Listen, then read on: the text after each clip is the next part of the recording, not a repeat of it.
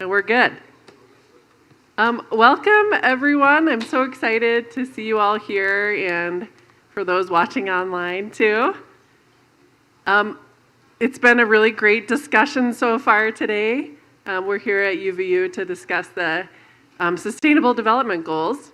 And I would argue maybe we have one of the most important panels of the time, talking about climate change and kind of life in the water, life on land.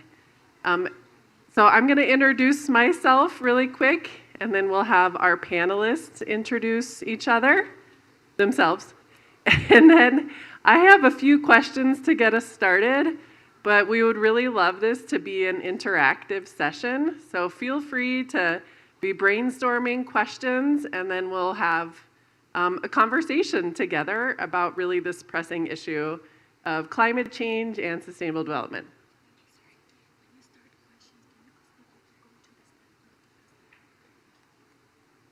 Okay, so hi everyone, I'm Dr. Hilary Hungerford. I am in the Department of Earth Science here at UVU.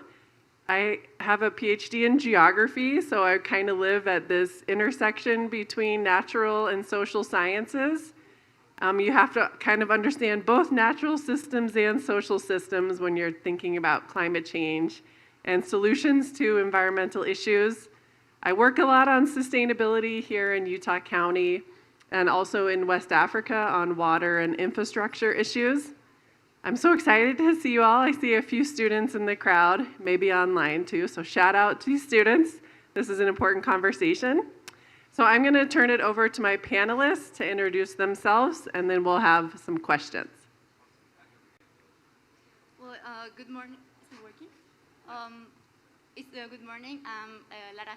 I'm from Bilbao, a small city in northern Spain. Wait, is it on? Can you hear me? Hold it closer. Why don't you try mine? Thank you. Okay, so I'll start again now. So I'm Lara. I'm from Bilbao. It's a small city in the north of Spain. It's in the Basque region. And well, as you can tell because of my young appearance, I hope, I don't have much working experience in this field like the rest of the panelists today. But I've been doing an internship in UNESCO TEA, which is the UNESCO Center for the Basque Country.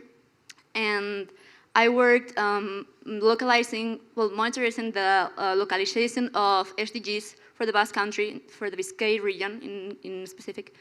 And currently I'm working as an international relations technician in Bilbao City Council. And right now I'm immersed in the SDG project that we have there in the City Hall. But most of all, I think I'm a concerned citizen for climate and for SDGs in general. And I guess that's what really matters in this conference today. So. Great. Go, Lara. And you brought your own cheering section. Oh, so yeah, I that's did. Great. I'm Wendy Fisher, and I'm the Executive Director of Utah Open Lands. It's an organization that is technically called a land trust. And what we do is we work through various different documents, typically called conservation easements, to ensure the forever protection of land. And of course, all of the resources that are part of that. There's a vast amount of conservation values, and I loved your comment about the intersection between protecting these resources and the landscape, and of course, how we view that landscape socially. Some of the landscapes that we've protected that people would be familiar with here in the state of Utah include Castleton Tower baselands down in the Moab area and Bonanza Flat in the central Wasatch region. But to date, Utah Open Lands has protected 64,000 acres throughout the state of Utah, lands that were threatened at one time by development. And I think why it matters is we all recognize that we are needing places to live. We all love to work in this beautiful state.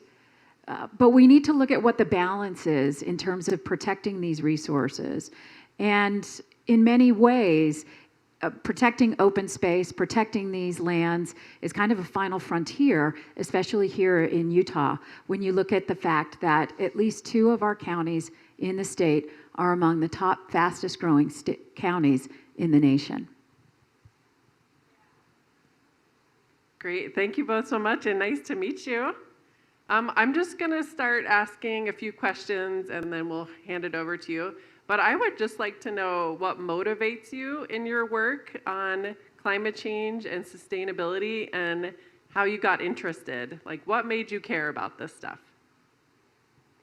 Well, for me, it's mostly I traveled to the Philippines as an Erasmus student a couple years ago, and I just saw like the beauty of nature, like really the beauty of nature, and that really motivated me to change how I was behaving socially, how my consumption behaviors, and like I realized that we really needed a change, not only for climate, of course, for all the SDGs. But especially for climate, I got really concerned about all the distracted beauty that I saw.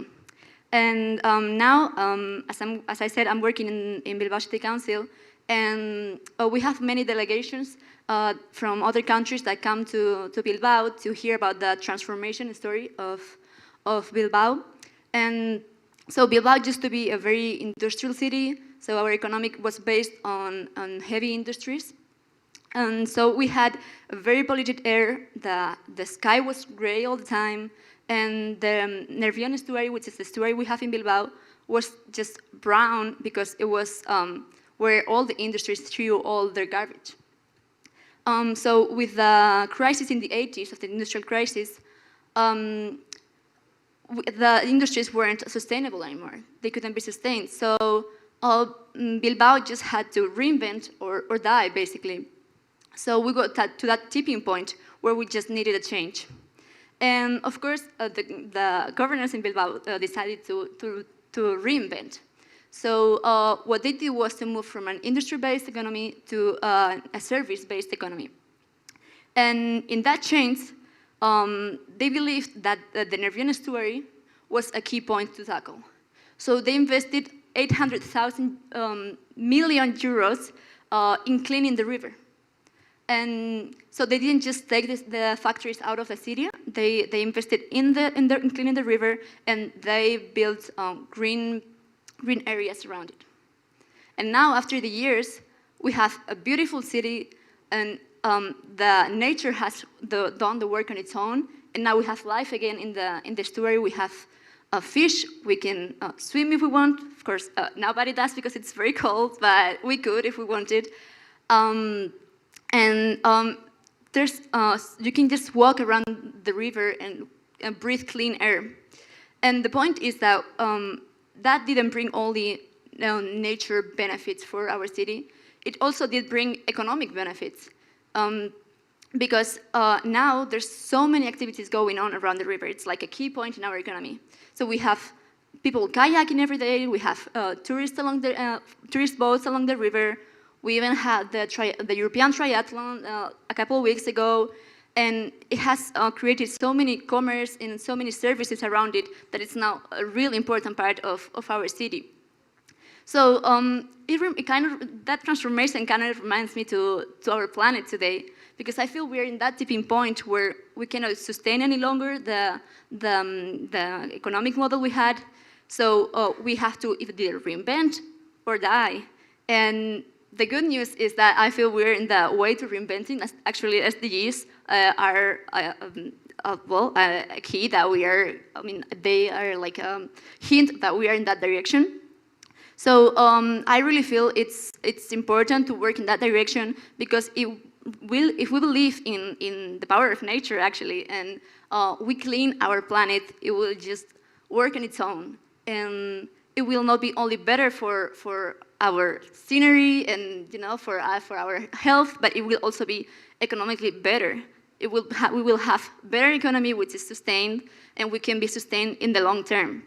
So I would also like to remark how, as you said, how interconnected these SDGs are, because it's not only about reducing emissions, like taking factories out of the city as we did in Bilbao. It's also about cleaning our oceans, about having our forests alive, actually, And so I really think that SD13 cannot be understood without SD14 and 15, and that we really need a global response that takes into account the interconnection of the three of them. Thank you.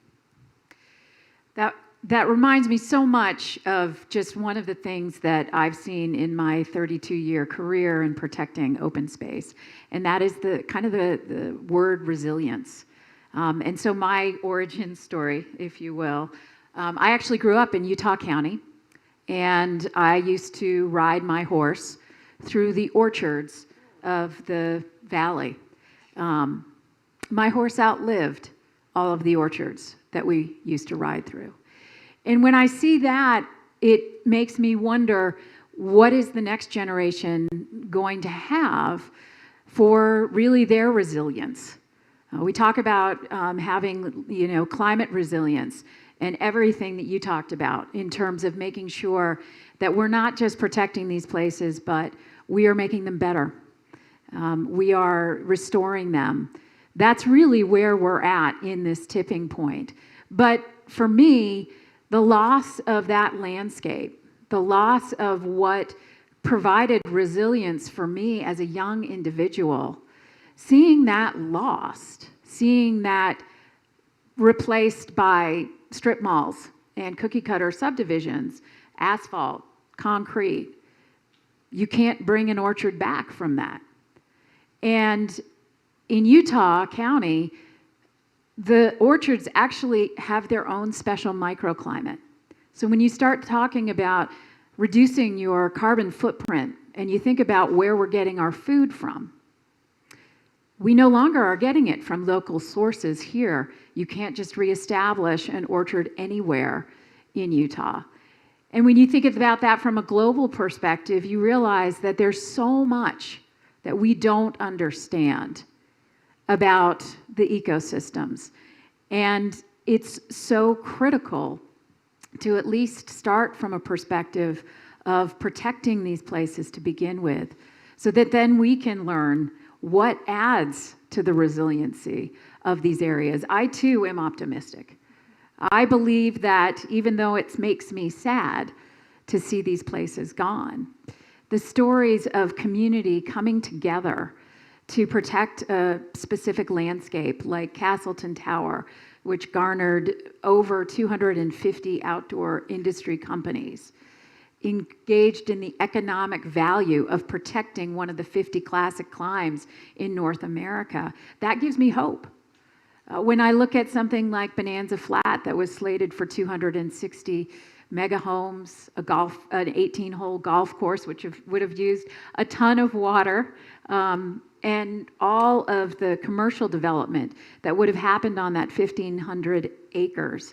And you recognize that from the Girl Scouts of Utah to Zion's Bank to over 3,500 people throughout the state of Utah got behind that effort to protect that landscape. It again gives me hope. With that, there are many challenges ahead. But what really keeps me motivated in all of this is that there is so much within each community that rises to the occasion every time we see these threats, whether it is a threat to water quality, whether it is a threat to a landscape being developed. And that means that potentially we have hope in turning this around and ensuring that we can have the resilience that we so desperately need on this planet. Thank you both. I'm going to call both of you, and I'm having a bad day and feeling pessimistic about environmental issues. Okay, so I have a few more questions prepared, but if you have one ready, there's a microphone over here, and you can kind of direct yourself this way. So as you're lining up, I expect the line to be around the room. You have lots of questions. I'll ask a few more, but please feel free to get up and get in line with your questions. Sound good? Okay, so what I heard from both of you was this real personal story about how you were interested in the environment. So what I want to ask you now is, how do we foster connection to the environment for people who maybe don't care, or for people who live in cities that maybe don't have access to the environment. So how do we kind of cultivate and encourage people to have relationships with the environment? You know, it's a great question, and it's also a really tricky question. And I'll give you some statistics about why. During COVID, we had a 300% increase in the use of our open spaces and recreational landscapes throughout the state of Utah. We did a survey actually just on Bonanza Flat and found that 67% of the folks that were going up there were getting into nature really literally for the first time. And to a certain extent, what we face is a challenge that in our interest and our love of wanting to get out into the out of doors, the sheer mass of us all going out and doing that means that we have to become better stewards. Everything from, sounds mundane, but keeping your dog on leash and picking up after them so you're not adding nitrogen unnecessarily to the environment, to really going beyond leaving no trace, to leaving it loved, to really looking at how can we tread as lightly as possible on these landscapes. Because what I always find is that there's an interesting dichotomy between wanting to have people care about conservation and care about our environment, while at the same time leaving some of those lands untouched. And when you really think about what it means to leave a landscape untouched, it's a pretty monumental task because we've touched most of these landscapes in one way or another. And one of the things that I realized a long time ago when we worked to protect a piece of property called Toll Canyon is that one of the reasons that the community was willing to rally around the protection of this landscape is because they knew this landscape. They had a connection to it. And so one of the things that I look at is finding ways to engage people in the out of doors in a way that just isn't usury, but in a way that compels them to understand a little bit more about the landscape that they are enjoying. One of the things Utah Open Lands has done is to create what we're calling our landscape landing pages, so that you learn about the history of an area, what it meant to the first people in Utah, the tribes, and also understanding the various different complex interplay happening on that ecosystem.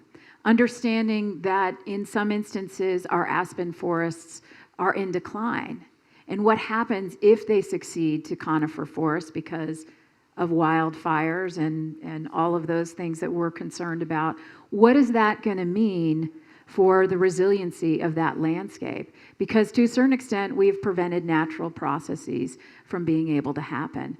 So I think it's a really tough question, because I think that it's so critical to get people engaged in the out of doors. But we have to do it with stewardship in mind. We have to be our best selves for the planet when we are out using these landscapes. And all too often, I see kind of that usury perspective as opposed to one that comes from more of a caretaking, a stewardship of those landscapes. Yeah, I agree that those connections are really important and they should work for many of us. But I also think that sadly, some people just don't feel connected to any of this. So in this scenario, I also think it's important to point out the economic argument. There was a report last year from a Swiss institute that said that if global temperatures keep rising at the same path they are now, so at the same rate, so that would be that we will have, by mid-century, we would have temperatures between 2.0 and 2.6 Celsius degrees higher. So if this continues like this, the global GDP could be between 11% and 14% lower than in a world without climate change. So it really is sad to have to point out this economic factor, but I really think it makes sense because in my research too for a kind of forum who's sitting right there today, we studied, we did a paper on climate migration, and as for the case study of Spain, I saw that floods, droughts, desertification, and soil degradation pose a real threat to our agriculture and ranching industries. And in Spain, 23 million hectares, which is almost half of its territory, is occupied by lands for agriculture, and even 17 million of them are just for crops.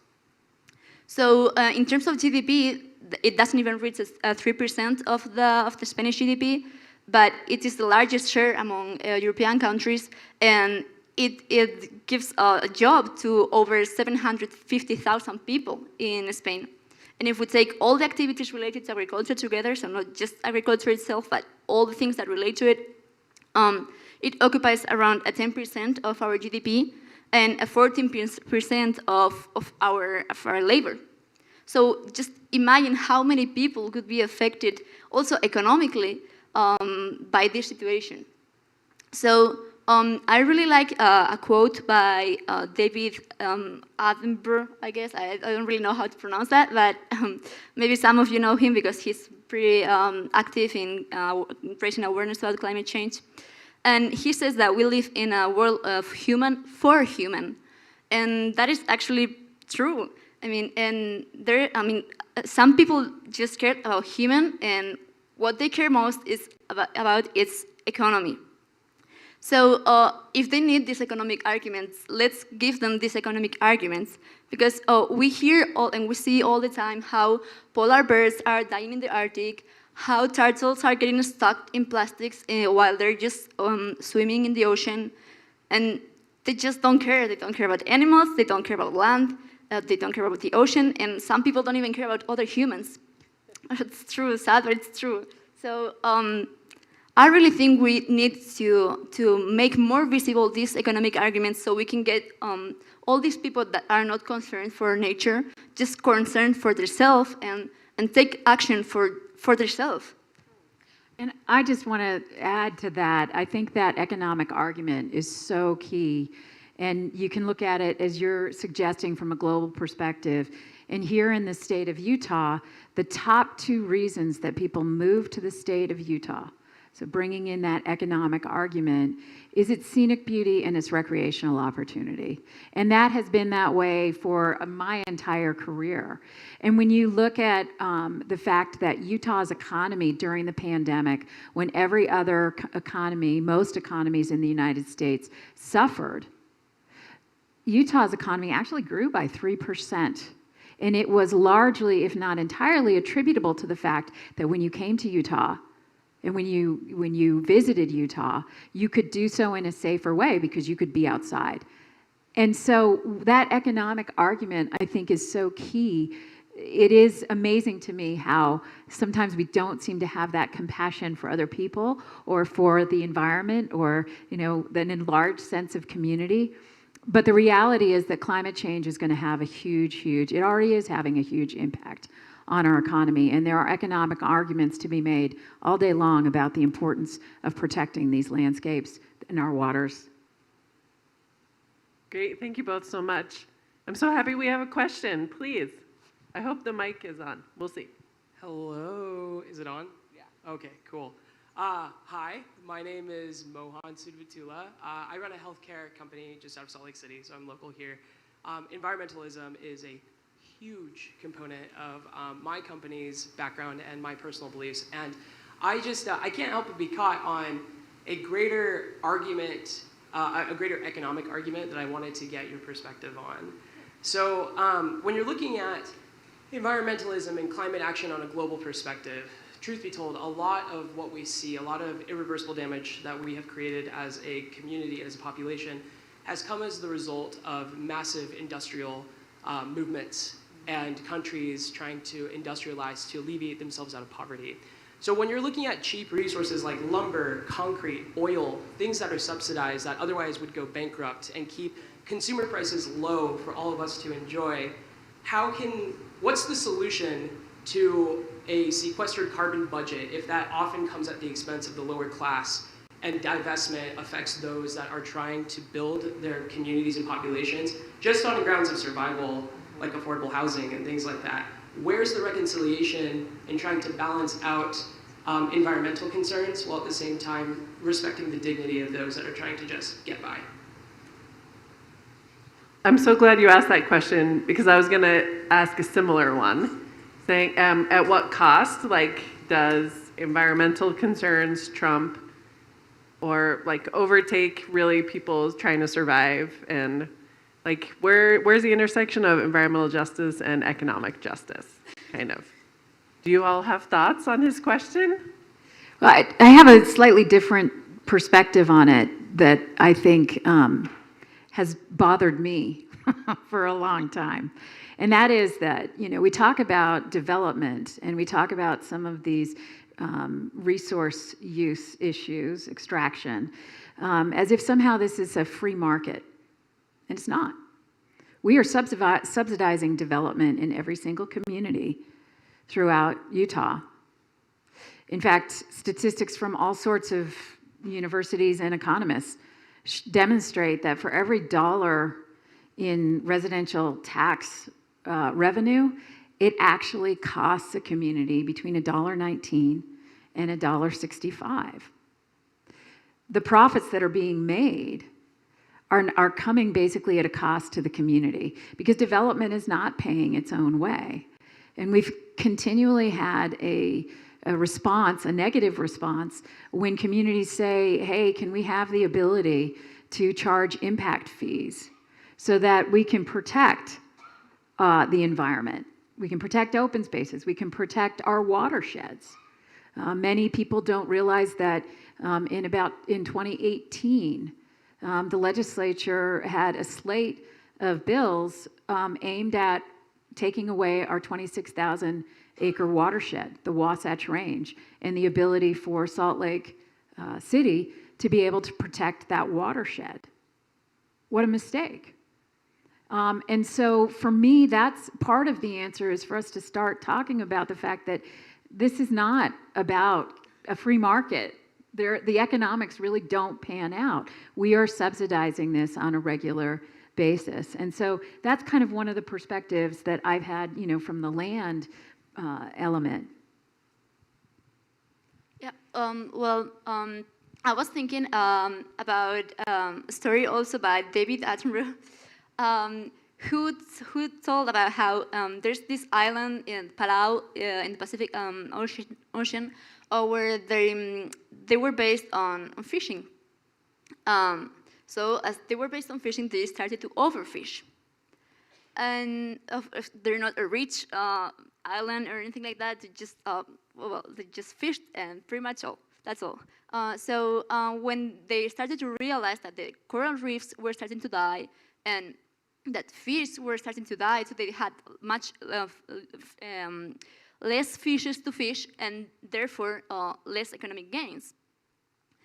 So then what they did was to protect an area from fishing. So they protected some areas in the ocean around their island, and the fishers just couldn't fish there. So after some years, of course, at first they had economic losses because, you know, they just didn't have, they had less fishes to sell in the market. So of course there was an economic cost for all this. But after some years, the protected areas started to recover.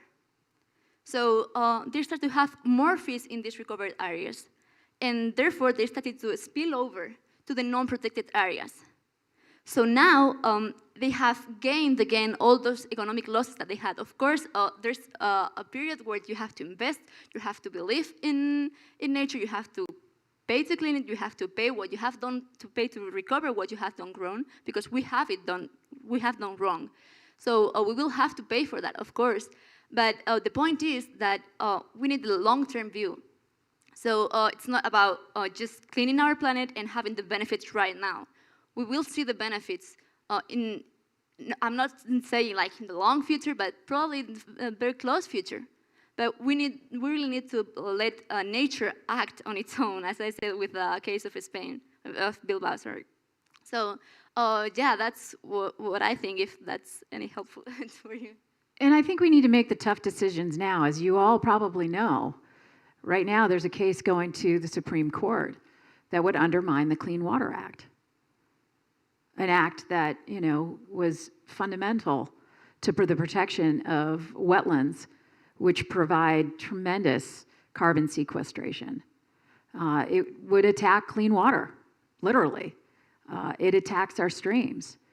That should never be a discussion that we're having about lessening the regulations regarding the protection of our clean water. Thank you. I did have one follow-up, and then I'll get out of your hair. So, I think, so to preface, I personally do not buy into the myth that individualism is the solution to irrevocable climate damage. And just because, for example, right, like there's massive ad campaigns and marketing campaigns that put an onus on consumerism to try and reconcile harms, right? Like go buy an electric vehicle. Or at the same time, the production of 2 meters of roads as we know it puts the same amount of carbon emissions as the production of 1 electric vehicle. So the inefficiencies do not lie on us as people, but so often than not, the narrative is put on us to be going beyond stewardship and trying to really change things on a level that does not hold corporations or massive subsidiaries accountable to change. And so I'm wondering, what can we actually do? Because more often than not, we will elect individuals, we will appoint people to make decisions for us, and the bottom line always outweighs the concerns, seemingly, of the masses. So how can we, keep into account the developmental problems of divestment, while at the same time holding corporations and governments accountable, so it's not on our guilty conscience as people to really make a difference here? I feel like when you figure that out, you'll win the Nobel Peace Prize. So we're counting on you. But that's the big question, right? And I agree with you. I don't think it's going to be like our individual actions that's going to turn the tide. Not to say that's not important for us to do and important to create relationships with one another and with our environmental communities, but it's such a gap. And there's so much greenwashing, and it's really hard for people to realize what's real and what's not. And I guess the optimist in me says we should organize, have grassroots campaigns. Maybe we use TikTok for a way. It seems like every time something blows up on TikTok, people make change. So maybe that's what we do. I think that's a critical issue, though. And we don't have answers today, but I think that's something we should all keep in mind. Like, yes, we can all do our individual things, and that's important. But also, don't feel guilty. I had at Starbucks this morning. Should I feel guilty about that? Or should we think about these other kind of larger systems in place that make it really hard to affect change? Yeah, thank you. I think we're going to switch to this question really quick. Let's hear your question. Hi, yeah, so my question actually kind of goes off of that a bit. So I grew up in the shadow of DC, so right in Northern Virginia. So I grew up with basically everybody pushing blame to everybody else. But is there anything that, I know that as individuals we can't solve the problem on our own, but is there anything as individuals that we can do to help, whether it be through activism or making changes in our own lives? Are there any examples that you guys have? Maybe you can, does this lead to your comment? Yeah, I think that one of the things that each and every one of us can do is to hold our elected leaders accountable. So, you might want to ask yourself, do you know who represents Utah County in the Utah legislature? Do you know who the the senators are and the representatives are? As many of you know, one of our congressional delegates, John Curtis, has a conservative climate action caucus that he does. Get involved. Your voice matters. And I think that what I look at is turn that guilt kind of around, because you're here. You care. You are doing the best that you can from a stewardship level. And really, we all need to do better, but part of that is holding our elected officials accountable. Yes, get out and vote. I think we always talk about that. But also encourage your elected leaders from the planning commission in your community up to your congressional leaders. Because I guarantee you, a lot of the individuals that are on planning commissions, well, they may have a vested interest. Oftentimes, you'll see that legislatures throughout the country are 30 to 50% in the development industry. So that's okay, but they need to be held accountable for the things that you care about. And that is just simply using your voice. I had a legislator tell me one time that more so than a mass email that she got where everybody basically sent the same message, what really affected her were the individual emails that she got that told the personal stories of how these environmental issues are affecting people personally. And those stories need to be told. You have a lot of power in your own personal story, so tell it. Yeah, and as a young student, and some of you are students here, just like me, I think another important thing we can actually do, we've been lucky to have education about climate change, about how we can recycle and so on. We have had education about that in school, and older generation didn't have this education. So for me, for example, I see my parents doing some things that I just think they're crazy. Like, how can you do that? Don't you see that you're damaging climate so much with these practices? But of course they don't know because they haven't had the education we've had. So even if it's hard sometimes because we're always like the annoying person, that's always like after you say, don't throw this here, or we're gonna be that annoying person.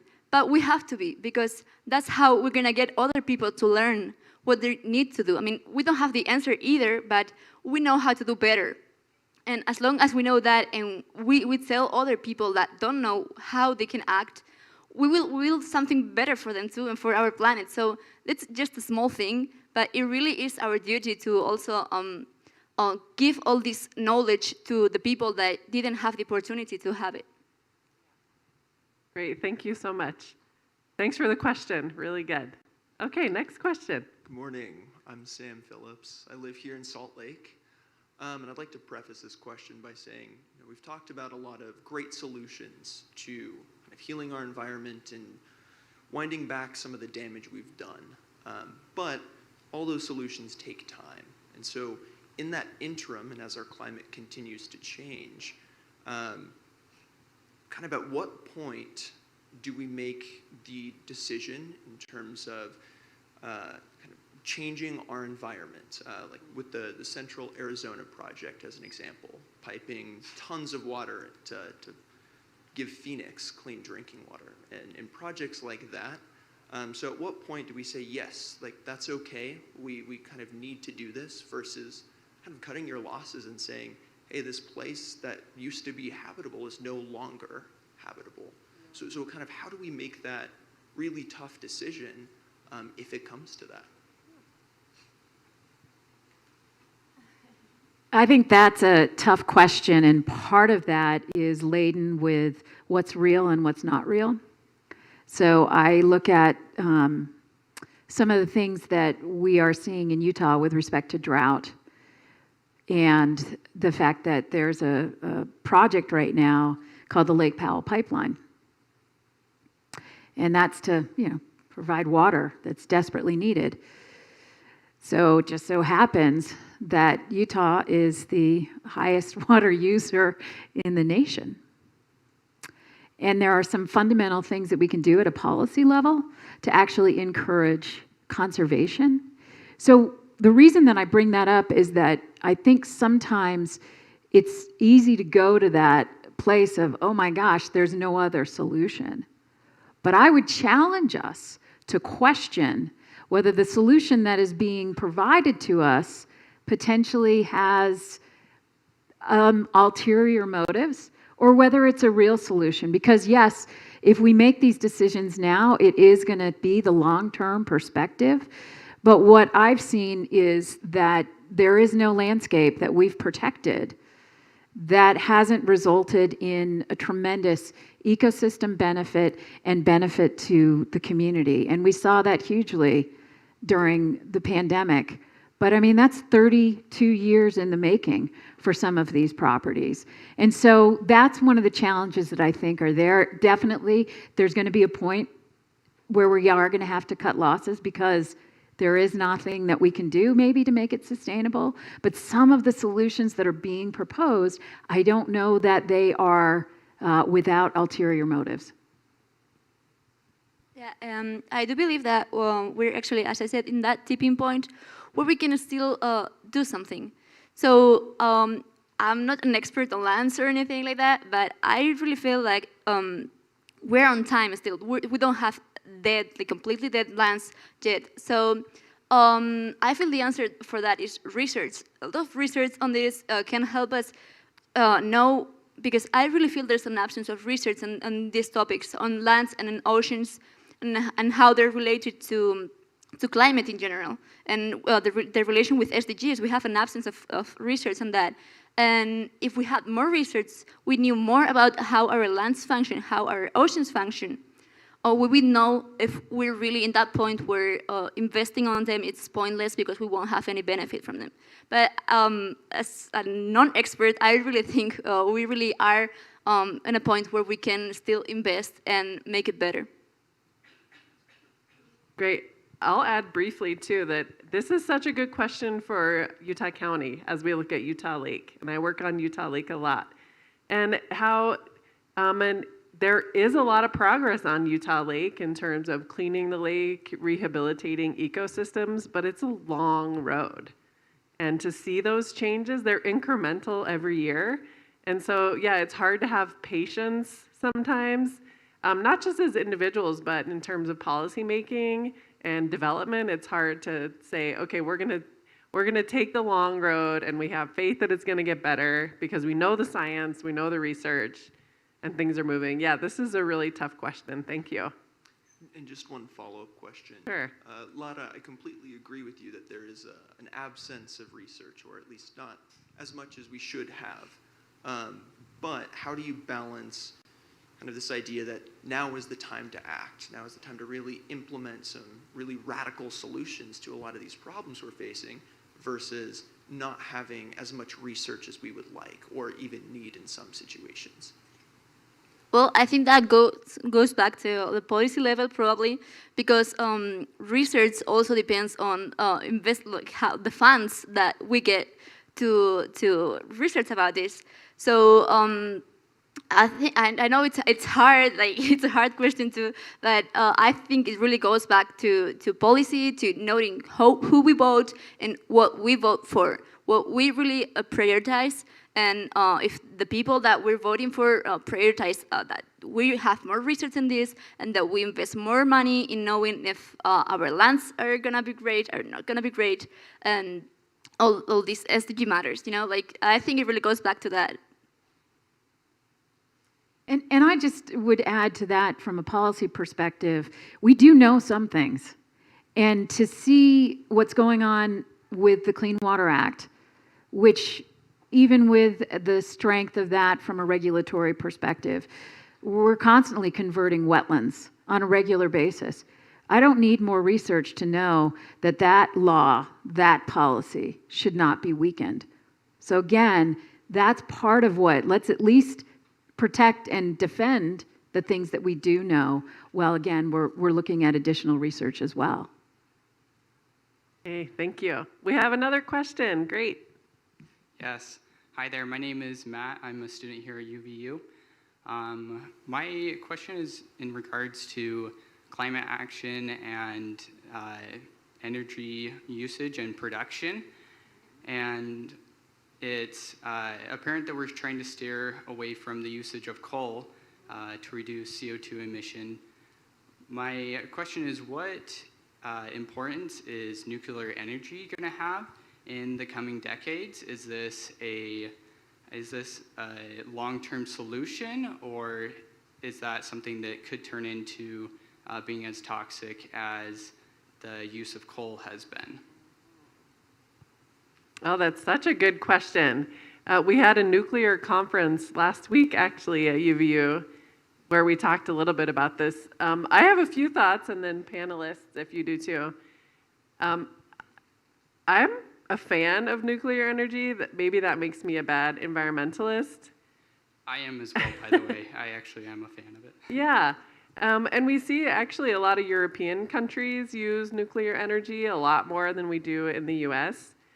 But I also see some risks with it, especially in the US in terms of storage and processing of uranium or mining tailings or waste from nuclear plants.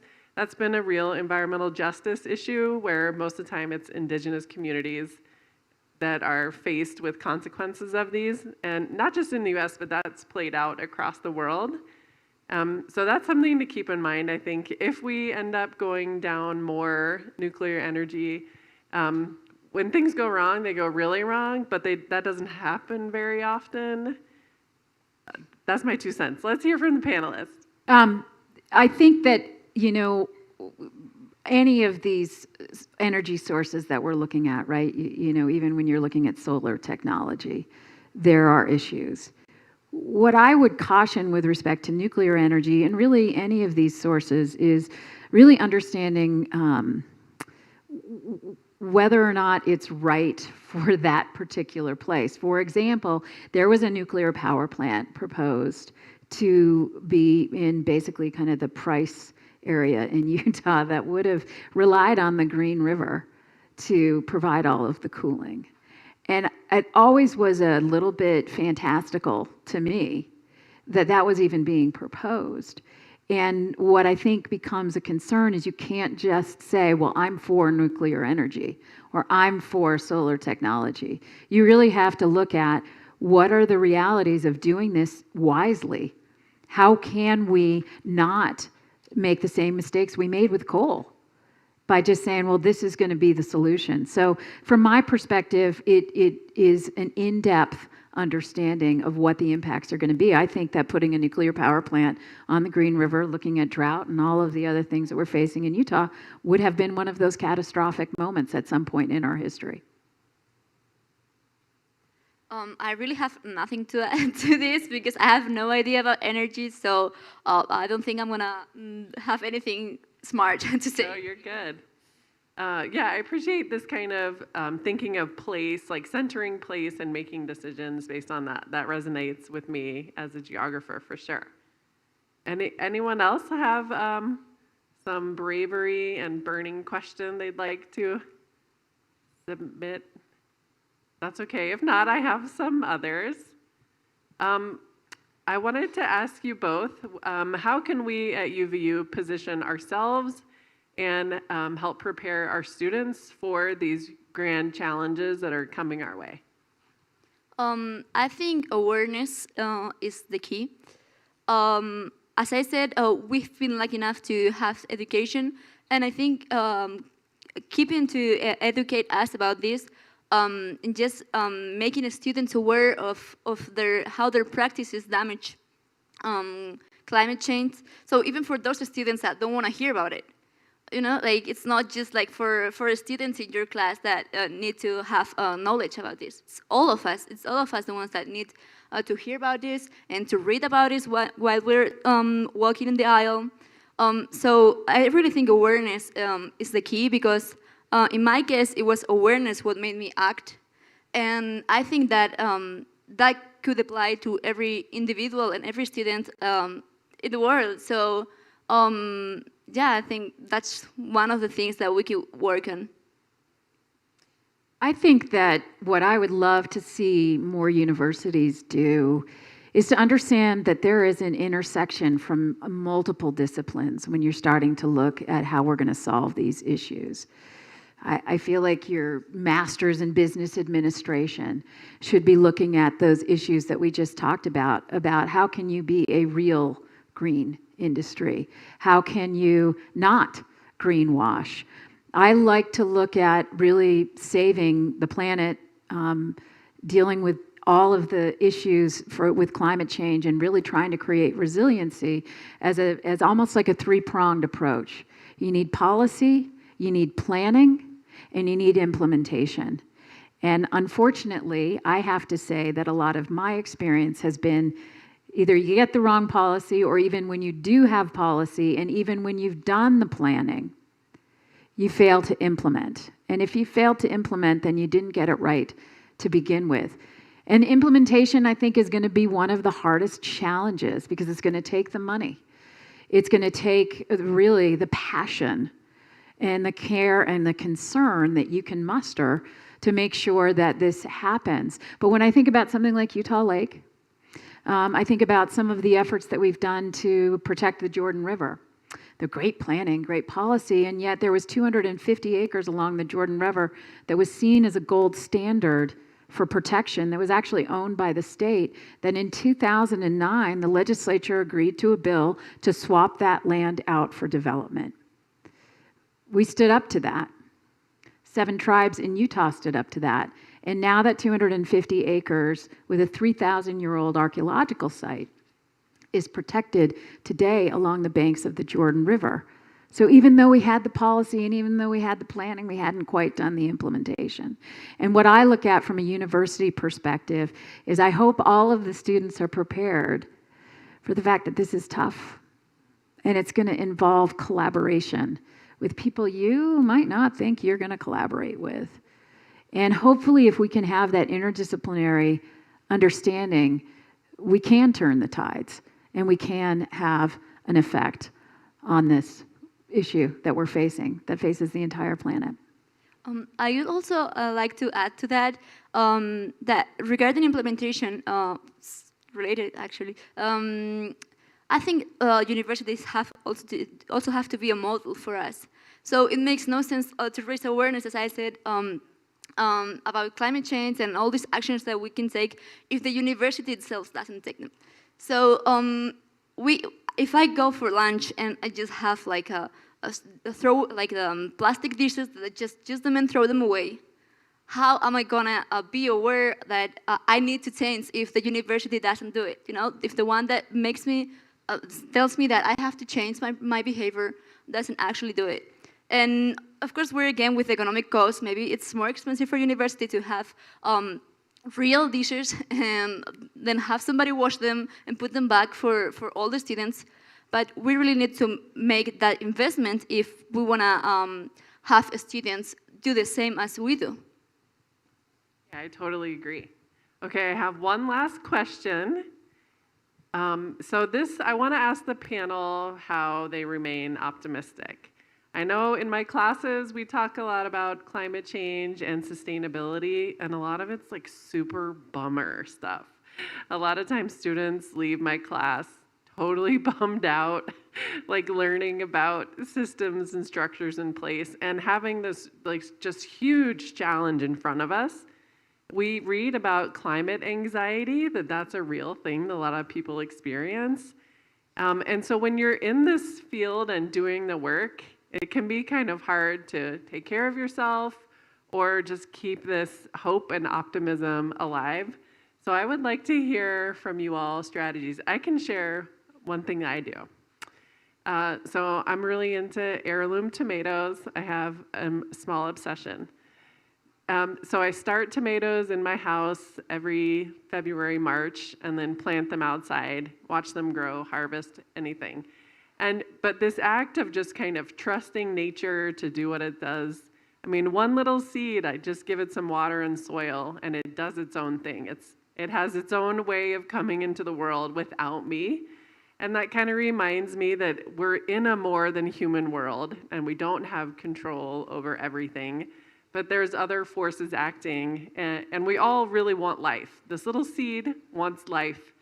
The fish in the ocean, they want life. Everything is really kind of projecting itself towards life. So that's just a meditation that helps me throughout the year. Well, for me, it's true that when I read many things about climate change, I just get sad and annoyed. And I get home, like, I see people doing things, or, for example, just I was talking with my friend this morning, like, from the hotel here, some people say, oh, do you want to ride? And I was like, oh, that's crazy. How are you going to ride your car from the hotel here? It's just like a 5-minute walk. So I really get annoyed with those practices. But then I also see other people. I also see David Attenborough, for example, who really gives these good points about how we're still on time to give a flip to all these things, So we really can recover from this. And I also see around me many people that are more aware every day, and that I have a friend who's doing a company. It's based on sustainability, so he does everything sustainable. And I think, wow, so we have many businesses now that really are trying. And that gives me hope, because I say, okay, I'm not the only one concerned about these issues, and I have more people. And also when I see my friends, for example, recycling, like it was like a good thing for me when I got them to recycle. I was like, wow, like we can really make people change their behaviors if we give them a reason to do it. So that's what really gives me hope. Well, and I'll come back to something that you said at the very beginning, where you were just really talking about kind of the beauty of nature and how it is amazing to see it bounce back and be resilient. And I actually love fall, because you go out and you see this spectacular display of colors that provide all sorts of creative inspiration and have just an unimaginable amount of beauty when you see the changing colors of aspen from golden to kind of that ochre color, and the Rocky Mountain maples turning that bright hue of red. And to think that those leaves fall, we go into winter, and then that cycle starts again, is one of those moments for me to just stop and think about place, and to think about the sheer power that nature has. And if we can be a part of that force for good, that's pretty hopeful. I would also like to give a shout out to these kind of conferences, because I really think, that, as you said in the beginning, all the people that are here, it's because you care. So it really is like a good place to meet people that really care about the same things that we care about, and that gives hope too. I agree. I feel hopeful today, seeing everyone here being in community together, talking about climate change, thinking about a more than human world, and how we can all, try to live together and move things forward. I would like to thank my esteemed panelists. Let's give them a round of applause.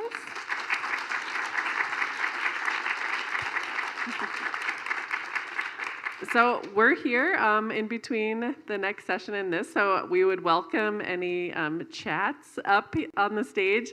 Thank you all for your participation today. Thanks for the excellent questions. And really, just thank you for being in community with us today. Have a wonderful day.